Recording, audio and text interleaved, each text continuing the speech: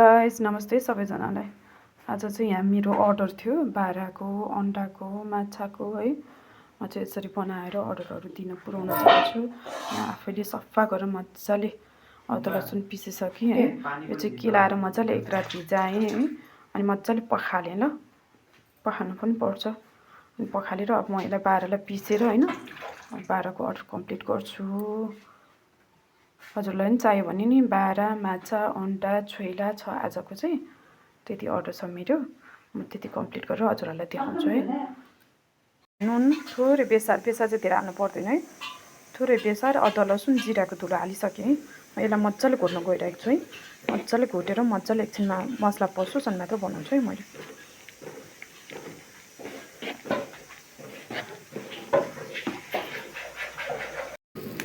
ल हेर्नुहोस् है, हाको छोइला भयो हाम्रो। अब यसमा मसला हालेर टक्क निकालेर है, टक्क यस्तो मिठो हुन्छ। हजुरलाई पनि चाहियो भने भन्नु होला, हामी रेडी गर्छौँ। हामी चाहिँ यसरी बाह्रहरू है सबै रेडी हुँदैछ हाम्रो। हेर्नु है, लगभग 50-60जनालाई चाहिँ हामी घरमै बनाउँछौँ। डेलिभरी पनि हुन्छ है। हजुरहरू पनि अर्डर गर्न सक्नुहुन्छ।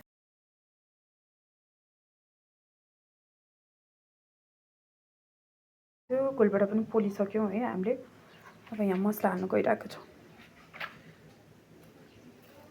मसला हजुरहरूले नुन मसलाहरू सबै स्वादअनुसार हाल्न सक्नुहुन्छ है। यसमा विशेष टेस्ट आउने भनेको अदुवा लसुन र अनि त्यो खोर्सानी, भुटेको खोर्सानी हालेपछि छोइलाको टेस्ट छुट्टै हुन्छ है। अनि हरियो लसुन त हजुरलाई सबैलाई थाहा होला है।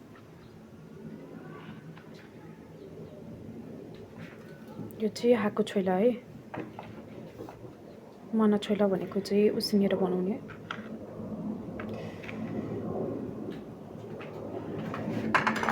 हामी अदुवा लसुनको पेस्ट हाल्छौँ। अनि रातो खुर्सानी भुटेर पिसेको रातो खुर्सानी हाल्दैछौँ।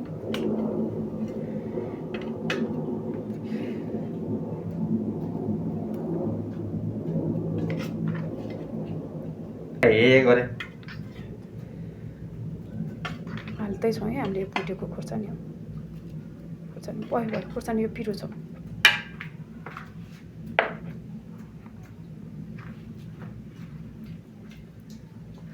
अदुवा लसुन हाल्न लगाइरहेछौँ है।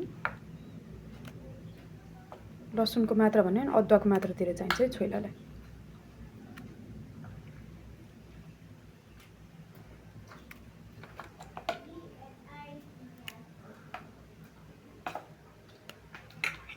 अब हामी यसलाई मजाले मोल्छौँ है। यसलाई मजाले हातले मोल्छौँ। तेल पहिला चाहिँ यसलाई हामीले अदुवा लसुन मजाले मोल्छौँ है। अनि तोरीको तेल माथिबाट हालेर फेरि मोल्छौँ।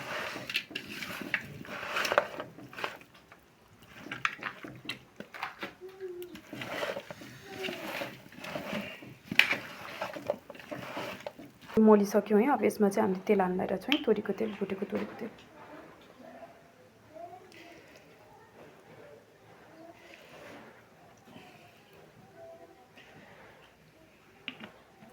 यसलाई मजाले मोलिसक्यौँ हामी यहाँ। अब चाहिँ हामी अब लसुन हाल्दैछौँ है, हरियो लसुन।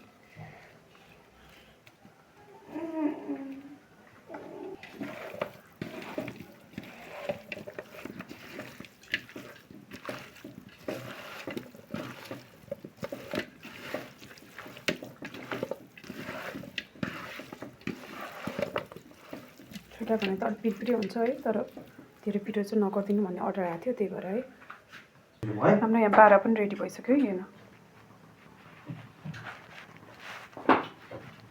जिरा हालेर है।